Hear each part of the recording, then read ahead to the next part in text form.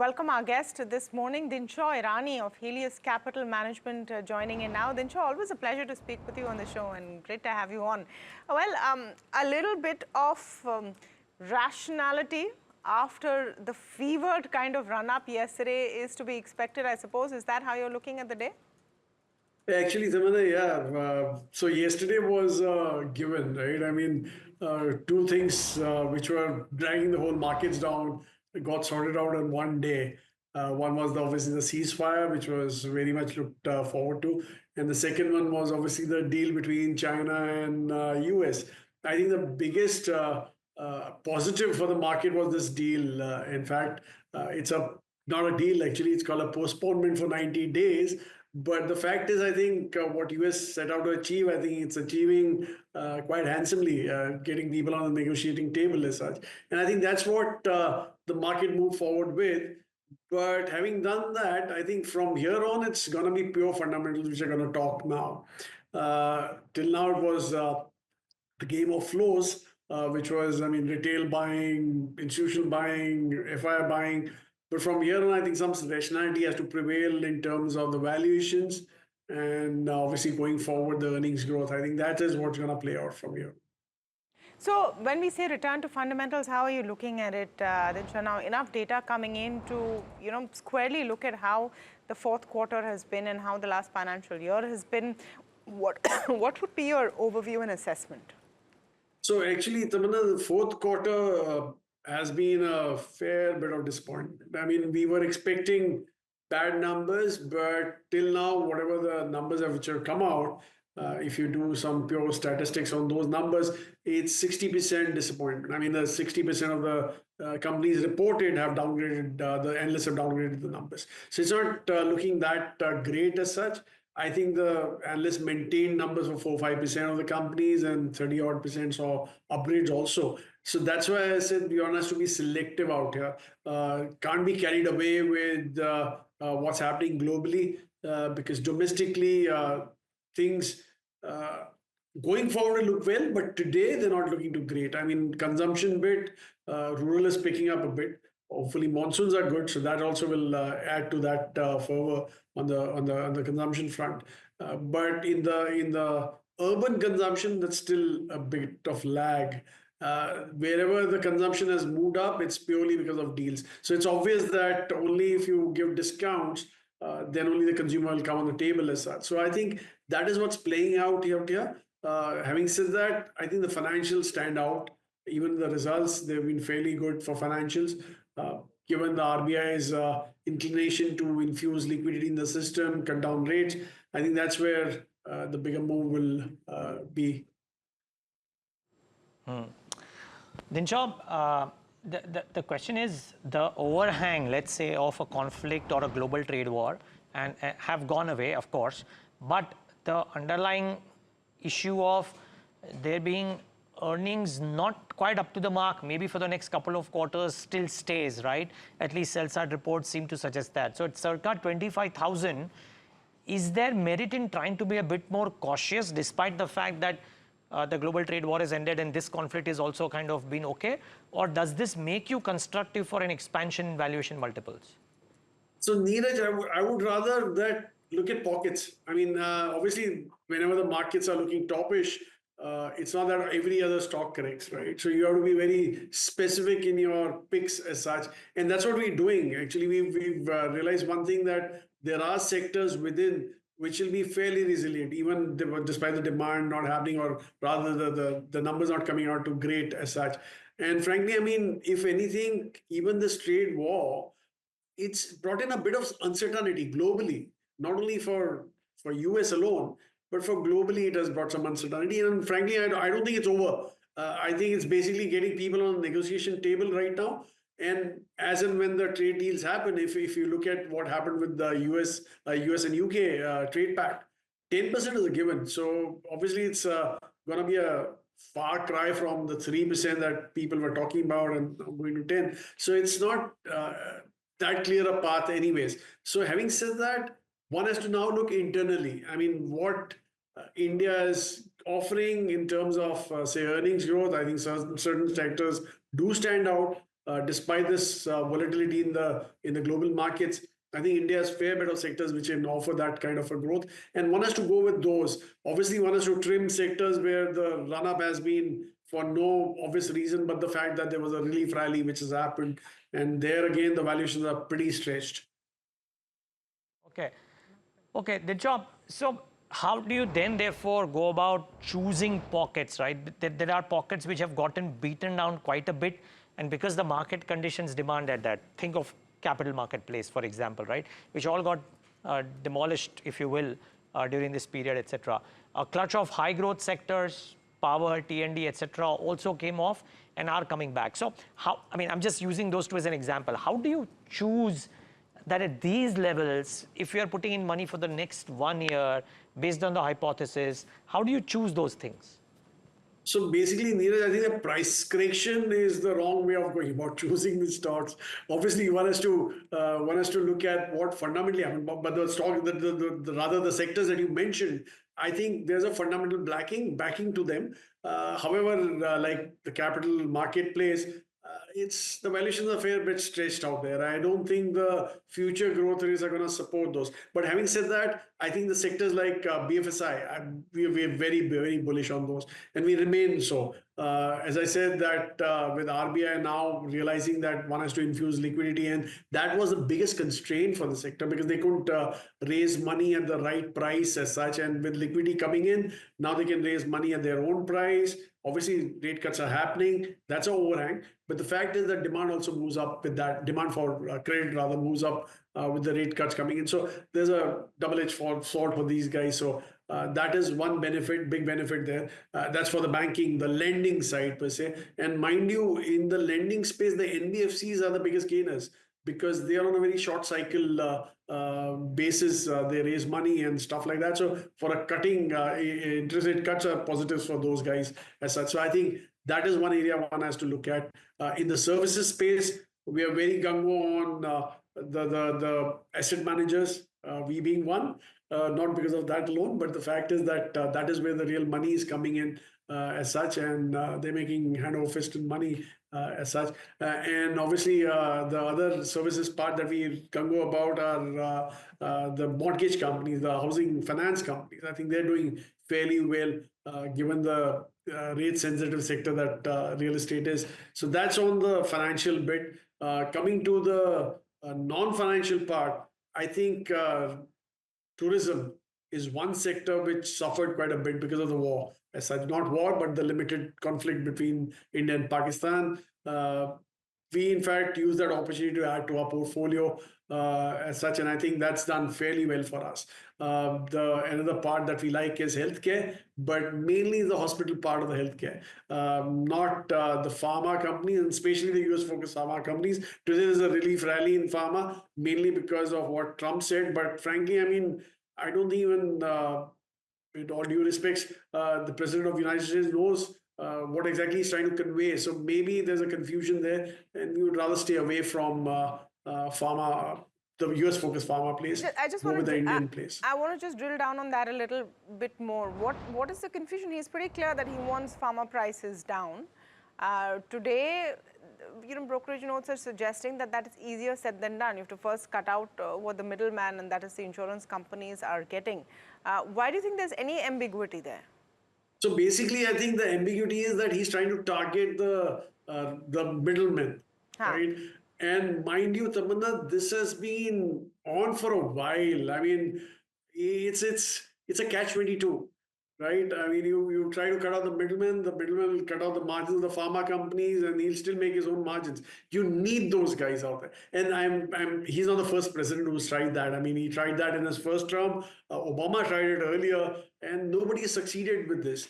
So it's not gonna be that easy a game to play out for the middlemen. And secondly, why I said the confusion was, is it only for the patented companies? Because the statement that he made was his friend bought the fat drug in UK and paid only $88 while he pays $1,300 in India. So it's obvious that I think there's a bit of a ambiguity there. Is it only branded products?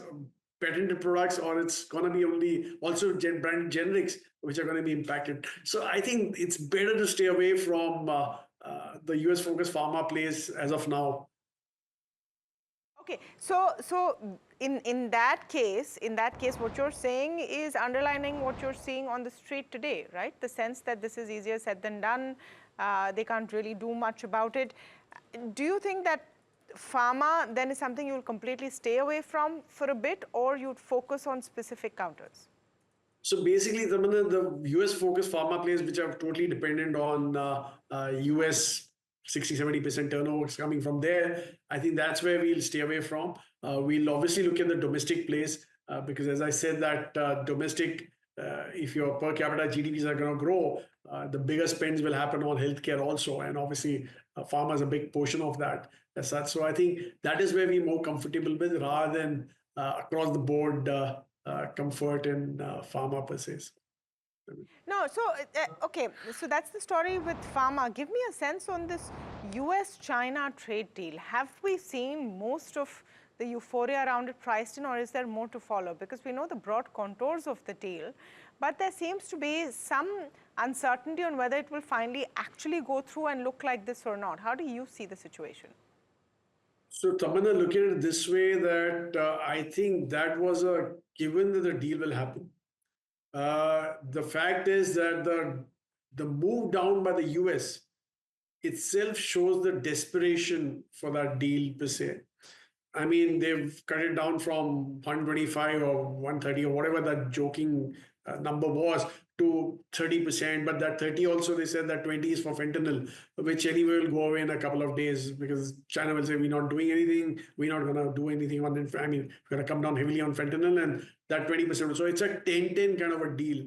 By the way, a 10% deal with China and a 10% deal with India itself is a very big negative for India because all along we thought that China will be slightly higher on the duty structure, and India will benefit because of that, and maybe will be becoming the sourcing base for US as such. I don't think that's going to happen with a 10-10 kind of deal, and I think more or less the whole idea of this tariff war was to get people on the table with negotiating with the US, and they've done a fantastic job there. But with China, I think they basically lost it out. They realized that he's too big. I mean, 35% of global manufacturing in certain areas. He's 90-95% of global manufacturing. So obviously, there's no way out for US but to depend on China. Got it. Okay, Dinshaw, what happens to the themes that were the favorites before Jan 20th, if you will, and where the roadmap of growth was set out for multiple years? So let's say power and all forms of power expenditure, right? Power generation, T&D, etc.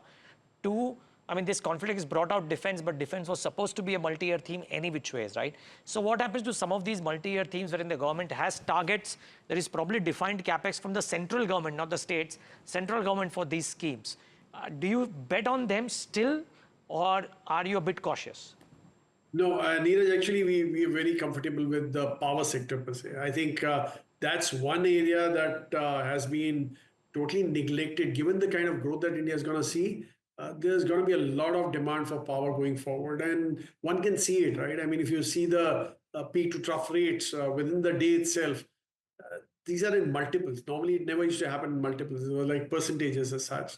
So now it's like obvious that peak demand is far higher than what the supply is all about. So it's a matter of time before you can start wondering what's going to happen to that sector. So we are again the point here is that one has to be clear the growth is there, but at what valuation are you trying to capture that growth, right? So there's only limited amount of players that one can play with in the power segment as such. So that's why we have, if you look at our portfolio, you'll get to see a couple of names that we are having in power. There are a couple of names that we have in equipment plays as such. So that's what we've done there. China plus one was another theme that was being looked forward to. But I don't think that's going to play out. And frankly, I mean, the the example that we give is the largest outsourcing company in our country. The margins are 4.5% odd. So it's obvious that it's a low tech outsourcing which is happening. So China did what it did at the right time, but I think India lost the bus. I mean, missed the bus at that point in time. And today, every other country is looking at insourcing or near sourcing. They're not looking at outsourcing of high tech products. They're looking at only outsourcing of low tech products. I mean, assembly jobs and stuff like that. That's not where the flavor lies, right? So that's why we'd rather be away from those kind of plays. Go with the component guys. That's what our feel is, because that's one area that can't be ignored. So, in terms of autos, do you think that there is a set of momentum which is still to be really priced in, Dinshaw, especially if you look at rural tractor makers? That part of the story has been lying dormant for a bit. Is that where you would look at fresh interest? definitely, Tamanna, the rural plays are the ones which one has to look at. I mean, Yeah. given the monsoons are supposed to be good, obviously the tractor plays within there are going to look good going forward. But unfortunately, there are only one or two companies which can really pure tractor plays which you can play with. The auto space, the PV space, the biggest growth here is coming from the SUV segment, right? I mean, if we have a deal now with the US, uh, and obviously there's a deal with the UK also, which you've seen, right? Mainly on the EV side, that's where the real growth was coming from. I think that growth will be taken away by imports, because now you're getting quality import EVs as compared to what you were buying today in the country as such, which were anyway like JLR and all copy was happening out here. So I think that's where the biggest concern lies in the auto space. Apart from that, in two-wheelers, again, entry-level two-wheelers, they look pretty decent given the fact that the kind of sops that this budget gave to consumer, as and when he comes in, these are the kind of things he'll look at, low ticket items where he can really spend on discretionary spends and stuff like that. So that's where you can probably look at within the two-wheeler space. So. And what about defense, Dinshaw? Obviously, with geopolitical situation, the regional situation, only on a pause, rather than this all being wrapped up. It's far from that state. Would you say that there is upside remaining in defense sectors, that the entire extent of spend that will increase from India has not yet been priced in? So basically, Tamanna, this limited conflict that we had proved that India is far superior in terms of its defense products. I mean, the indigenously built defense products. And frankly, I mean, I think, forget the pause or whatever has happened today, globally, the defense spends have to move up. I mean, that they started moving up with the Russia-Ukraine conflict. They also further moved up once Trump came into power and he told EU that, look, if you guys want to be a part of NATO, you have to up your spends. So I think India, which has always been our contention, that India can be a global sourcing base for defense. And now that the systems have been proven, it's obvious that it's a matter of time before shopping lists, defense shopping lists extend to India also. And there are quite a few plays in India which are fairly well off. Some of them are state sponsored, some of them are private. So I think that's a very interesting area. And sorry, Neeraj asked me that question on defense and I missed it out. I think that's going to be a fairly structural play going forward. Valuations again are fairly stretched out there, but given the kind of growth rates, the probability of growth rates once the defense spends moves up globally, and we become one of the shopping areas for defense, I think that's going to be a major mover. Any favorites there? I mean, okay, let me put it this way: the shipbuilding kind of plays over there, or the more tech-based ones? I think I'll go with the tech ones because, frankly, I mean, the electronic ones rather, to be more precise, because that's needed in every other, it's not only for Navy, Army, or Air Force, it's needed across. Even the consumption space, most of the innovations which have happened in the consumer electronics are via defense, right? So it's going to be a major play out there. So I think I'd rather go with the electronic guys rather than the pure say our Navy plays like ship manufacturing and stuff like that. Not going to happen. Okay. Thank you so much, Dinshaw, for speaking with us. Always a pleasure. Dinshaw Irani, they're very, very bullish on defense.